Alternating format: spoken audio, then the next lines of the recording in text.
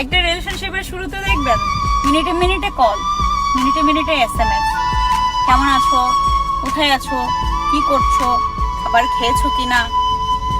আপনি যখন বলবেন না খাবার খাইনি, তখন সে বলবে দেরিতে খাবার খেলে শরীর অসুস্থ করবে।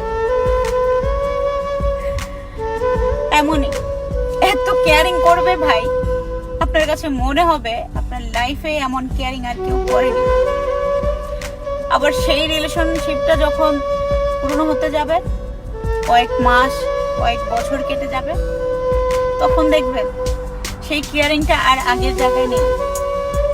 আপনি তাকে যখন ফোন বা SMS করবেন, বলবে পরে কথা বলছি, SMS এর রিপ্লাইটা আর সাথে সাথে আসতেছে না, বলবে ব্যস্ত ছিলাম, একটা কাজ ছিল, অনেক বিজি ছিলাম। আপনার কাছে তার ব্যস্ততার মুহূর্তটাই তুলে ধরবে, আগের মতো সেই কেয়ারিং এর জায়গাটা আর থাকবে না আপনার কাছে। যে রিলেশনশিপে আস্তে আস্তে কেয়ারিং কমতে থাকে, ভালোবাসার টান কমতে থাকে, আসলে সেটা ভালোবাসা না, সেটা আপনার জন্য সঠিক ভালোবাসা ছিল না, সঠিক ভালোবাসা না।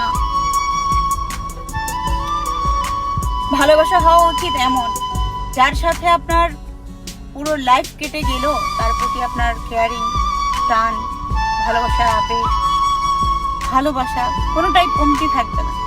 সেটাই হচ্ছে উপযুক্ত ভালোবাসা, সঠিক ভালোবাসা। আজকের দিনের ভালোবাসা টিভি সিরিয়ালের মতো, মিনিটে মিনিটে চেঞ্জ হয়ে যায়। ভালোবাসা যদি বাঁচতেই হয়, ভালোবাসার মতো করে